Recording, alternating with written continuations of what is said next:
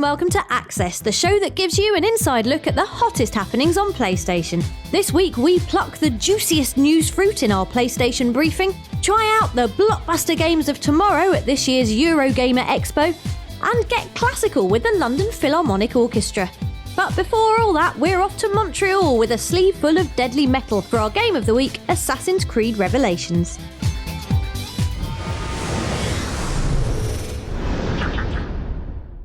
Spoiler time, kids. If the extraordinary end of Assassin's Creed Brotherhood left you tired of all the genetic time travel madness, then here's some good news. While it continues the complex meta-historical storyline, Assassin's Creed Revelations is all about the wonder of jabbing folk with sharp metal.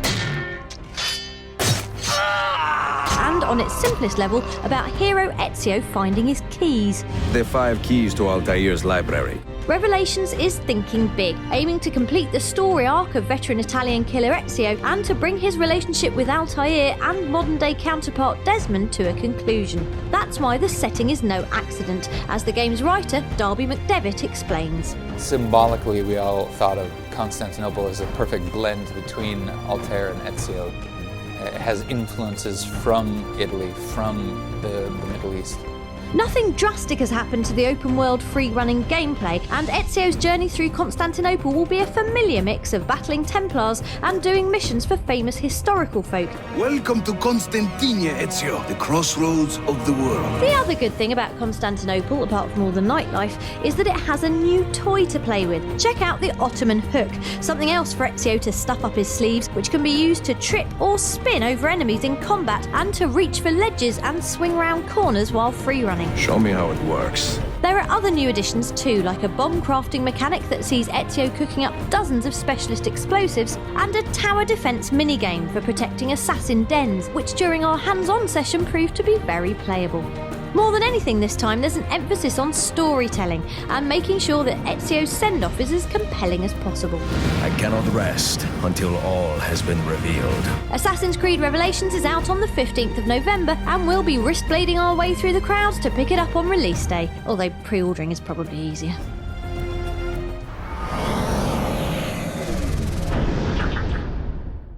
Time now for your PlayStation briefing, your 90-second spin through the week's ripest news.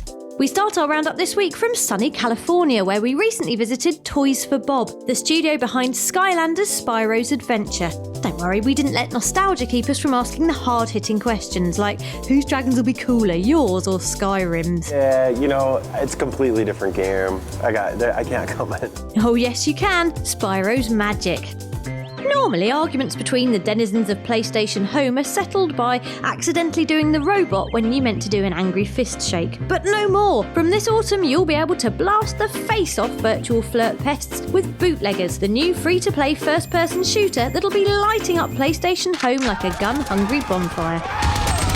We're now officially leaving the present day and entering the future. How do we know? Because of Sony's HMZ T1 personal 3D viewer, that's how. Clearly half-inch from the year 2150, this spangly new eye visor allows you to play games and watch movies in your own private 3D world, plus you'll look amazing on your morning commute. Giving the sound barrier the middle finger as it streaks onto PS3 this Friday is Namco Bandai's furious dogfighter Ace Combat Assault Horizon.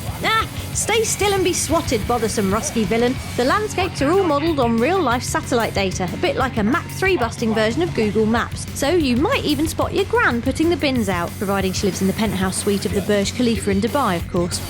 That was your PlayStation briefing. We'll have more next week.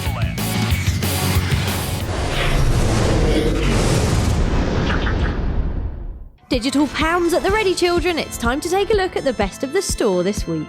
So we're into October, which means you can shortly expect an army of kids in stupid costumes to chuck eggs, abuse and toilet roll at your front door in exchange for treats.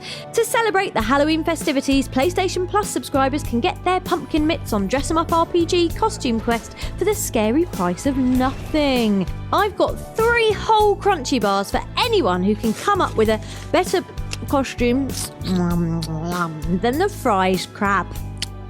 Okay, now that's 2 whole crunchy bars.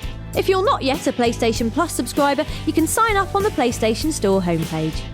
Joining this lot on the store is decidedly old-school side-scroller Castlevania Harmony of Despair and metal-fisted Hugh Jackman tie-in Real Steel the Game, which comes from longtime WWE developer Ukes. On to the video store now, and our movie pick of the week sees Dame Helen Mirren acting out one of our bestest fantasies, punching Russell Brand in the face. Buff! Eat it. That really hurt! This is an actual film, by the way. It's called Arthur and sees Brand playing the hapless heir to a multi-million-dollar fortune who's trying to find his own way in life while simultaneously escaping the attentions of Jennifer Garner's lust-fueled gold digger. Tough times. And it's got Helen Mirren saying "wash your winky" in a Darth Vader mask. Go on, Helen. Say "wash your winky." Wash your winky. Brilliant. That's all for the store for now. Happy downloading, and we'll see you next week.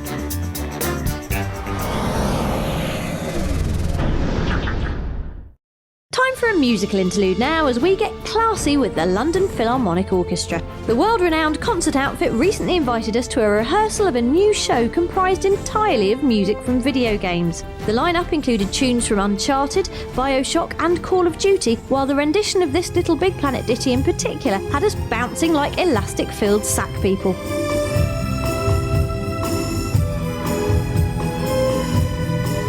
We caught up with conductor and arranger Andrew Skeet and plucked his brain strings about video game music.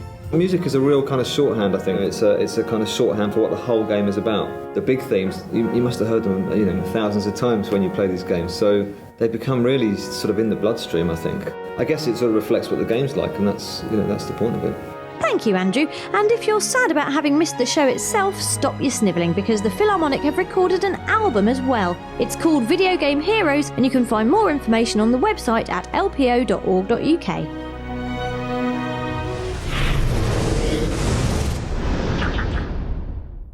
Welcome to Access All Areas, where this week the Access bandwagon rolls up to Earl's Court for the bigger-than-ever Eurogamer Expo.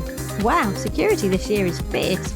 Once we'd stormed the entrance, we hit the show floor, where crowds of eager gamers were laying into massive titles like Battlefield 3, Skyrim, and most eagerly of all, Uncharted 3 Drake's Deception. I really like it. I'm a big fan of the Uncharted series, and I'm liking the multiplayer on this quite a lot, actually. It wasn't long before the sound of far-off arm breaking and this distinctive spotlight led us over to the Warner Brothers stand, where Joe Public was getting physical with the Dark Knight. The experience here is going to be amazing. You're going to start the game as Catwoman. You're going to play through. You're going to get to do some Catwoman combat. You're going to have your whip. It's going to be naughty. It's going to be sexy. They're loving especially the gliding around the city. I think people are coming away and thinking, I want to fly more. I want to explore more. On the way to PlayStation's access area, we were distracted by this amazing bit of Wipeout cosplay. Not pictured the line of hopeful boys queuing for an anti-grav ride, but arrived in time to see dozens of fans go hands-on with PlayStation Vita. I really like the analog sticks, actually. They're just perfect, just the right size and the right sensitivity. I love it. Amazing, and the best was still to come in the shape of an Uncharted 3 panel with lead game designer Richard LeMarchand and Nathan Drake himself, actor Nolan North, who charmed the crowd by digging out voices from his other roles. Screaming, yelling was fantastic fun. Way more to do Dr. Richtofen in the zombie mode. Way more fun. The doctor says things that never should be said. I want an apple. Oh, God, apple! Who better to sum up a fantastic day than our final special guest? You said it, R2. Aren't you a little short for a PlayStation gamer? Probably why he's not in the over 18 section. If you like what you see here, then why not get involved with the Access Live event we have coming up in Glasgow? Details are on your screen now, and you can head to facebook.com/PlayStation Access to find out more.